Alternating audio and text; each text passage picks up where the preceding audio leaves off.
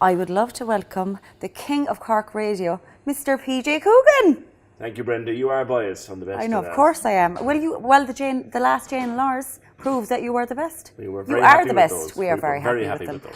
What does it feel like you being interviewed rather than you interviewing someone else? Actually, it's a little bit worrying, a little bit frightening, because I haven't done it in a long time. I used to do it back in the day when I'd be a correspondent on different programs, but now it's different to have someone else asking the questions rather than me. When was the last time someone interviewed you? I'd say 4 or 5 years ago. And can you remember who it was? It was my predecessor in the show I do now. It was Neil, and I was doing a court report. Okay. I used to do a lot of stuff from the courts. So I suppose you were a news reporter for years. How many years? I was in the newsroom for 23 years, but I was on the road as the chief newsman for about the last 8 years of those, hardly setting foot in the office except to collect my post now and again. And did you ever imagine yourself sitting in the chair that you're in every day now? I'll tell you the story. I was sitting at home. I'd just taken a week off, and it was House of Cards, Series 2 had just come out, so I was binging on it. And the phone rang about 1 o'clock in the day, and it was Alma, the HR lady inside, without whom nothing would happen. Mm-hmm.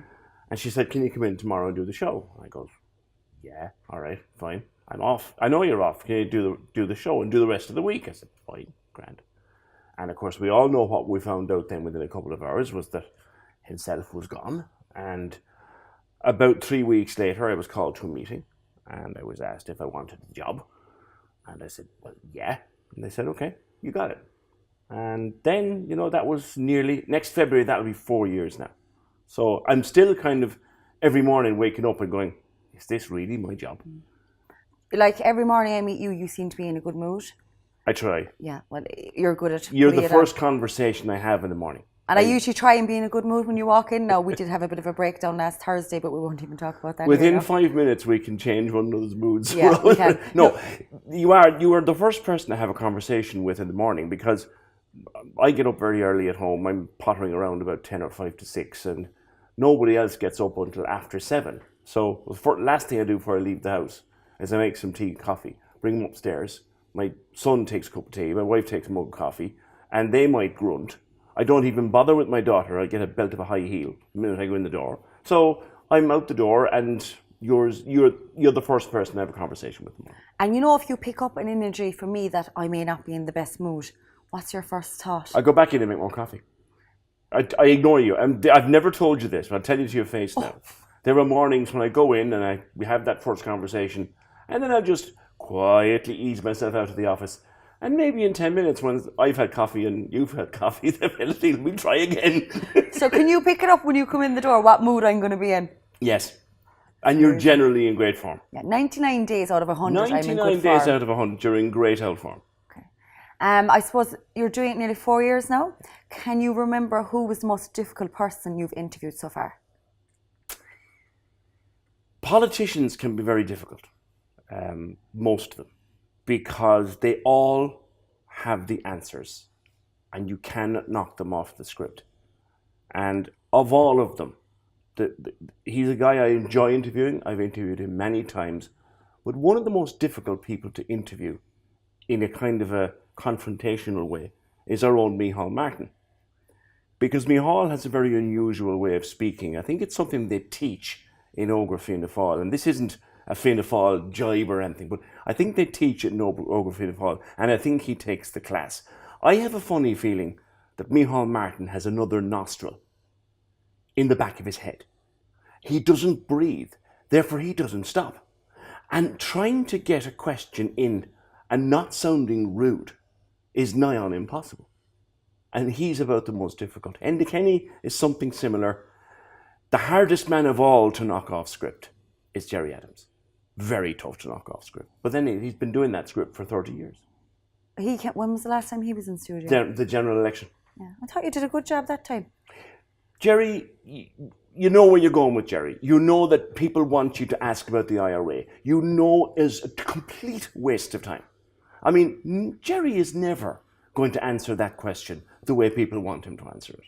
There he is. Yeah, like he's going to say, "Oh yeah, I was in the IRA." Of course he's not. Never. At least Martin McGuinness did. and always acknowledged his time. But Jerry Adams will always be asked about the IRA, will always be asked about the Army Council, will always be asked about and he'll always answer the same way. And anybody thinking by texting a radio station that someone is suddenly going to get the answer they want, forget it. Not going to happen. So that's your most difficult interview you've done. What would have been your favourite so far? I think without a doubt, and it's an unusual one, Bob Geldof. I was not allowed to go to see the Boomtown Rats when I was a young fella because my father considered them to be subversives. My dad was a guard and he hated Bob Geldof with every fibre of his being. And he thought he was an awful devil altogether, that long-haired subversive he used to call him.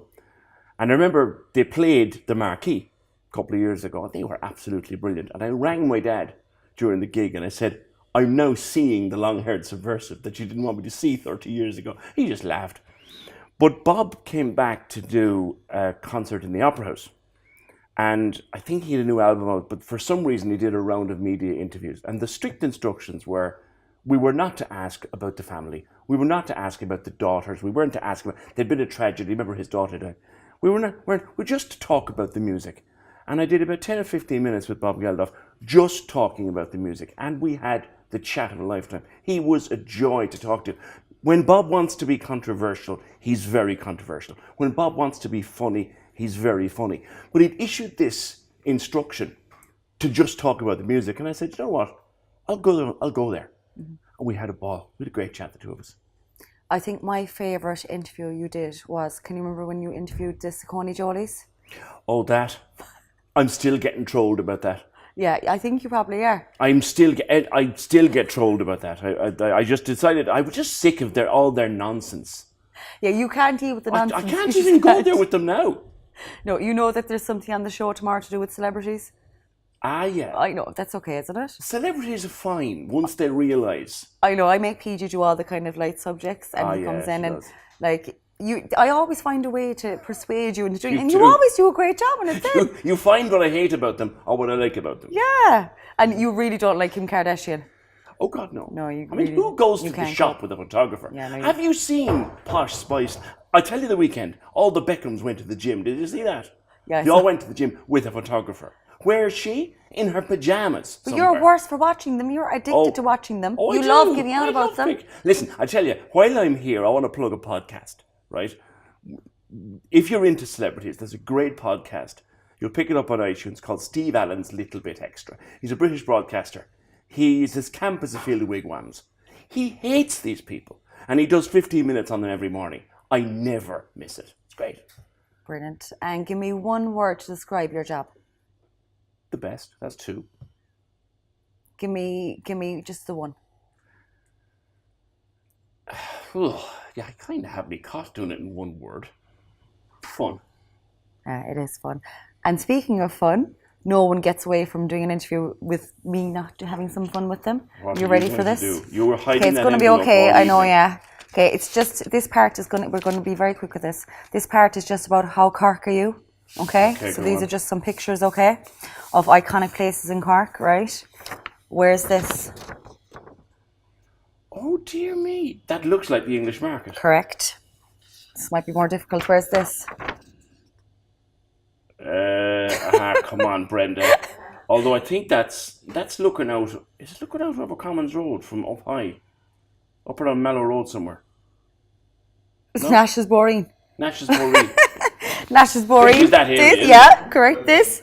Oh, that's what do you call it? That's what's the name of it? On the corner, the Hillbillies. Hillbillies.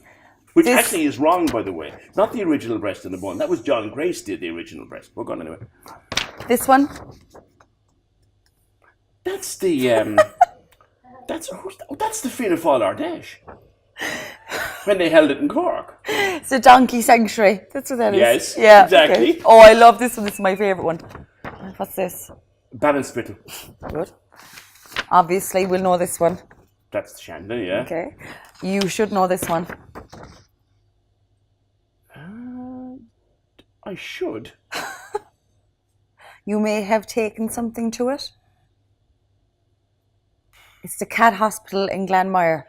And for your love of cats, shame on you for not knowing that. I've never been down there because That's the cat hospital. That's the cat hospital in Glanmire. Now, this final one, if you don't get this, I'm never talking to you again.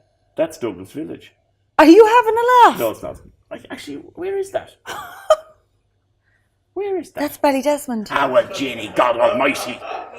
No, Douglas Village, are you having a laugh? No, you see, Brenda. That's Ballydesmond. That's the Kerry side of Ballydesmond. No, it's not actually. That's my house in the corner there. Yeah, but you put way your bins over there out next to the credit union. You put your bins out in Kerry.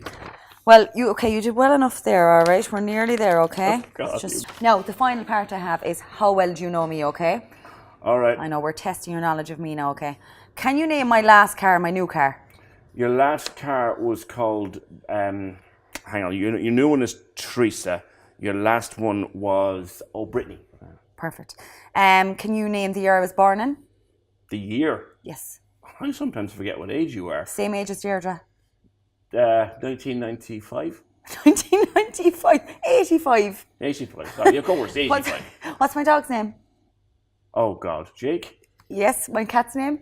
I didn't know you had a cat. I don't have a cat. What's the one thing I have to do every week? Your hair about 6 times. Brilliant. What cardboard cutout do I have in my room? What cardboard cutout? Oh, you told me this ages ago. I can't remember. How do I like my tan? Constant. How many...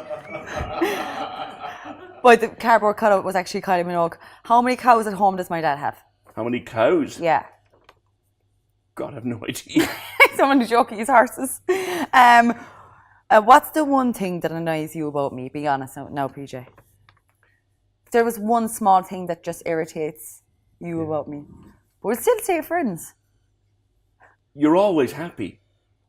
And sometimes that annoys the life out of me. What? Remember last Thursday morning I wasn't happy at all. But we started that out. Oh yeah, we kind of did, didn't we? That wasn't your fault or my fault. Yeah, so. okay. Really? Will we tell whose fault it was? Yeah, we won't say No, that. it doesn't. We won't It say doesn't that actually. Do you know what it is? On the dullest, wettest, coldest, greyest morning of winter, I go, "Hi, Paige," and I go, "How the hell is she so happy at 7:30 in the morning?" Okay, I'd be less happy so. No. Right. Stay as you are. Okay. And, okay, right, this is my last question, okay? Finally, a lot of people say that I am from Kerry, which even though I'm not. Now, myself and Deirdre have got a few calls recently and throughout the year saying you're from Kilkenny and you're from Mayo. Can you please tell us where are you exactly from? I was born in the Bonds. I grew up, my dad at the time was a guard stationed in Toker, so I'm originally a Toker boy. But my dad is from Kilkenny, so there's a connection there. I have no connection whatsoever to Mayo. That ever was. We got calls you were from Mayo as well? No, but I'm a Toker boy. Born and bred in Toker. Now, didn't live there very long. Travelled around. I was in Blarney. I was in Buttevant. But did most of my growing up then in Blackrock, Ballinlough. And now, after I got married, went to Carrickline. Now I live in Douglas. But I'm a Toker boy. PJ Coogan, thank you for coming. Thank you for having me. Are we still friends? Of course we're friends. Definitely? Yeah. All right, PJ. Put it there. Thanks to everyone for watching the show tonight. Join us next week where we'll be jetting off to a new venue. A very cool venue as well, I hear. Amazing venue, can't wait. And thank you for all the support. Keep sharing, viewing, share with your friends all over the world. Get the show everywhere. And just keep viewing and supporting Cork.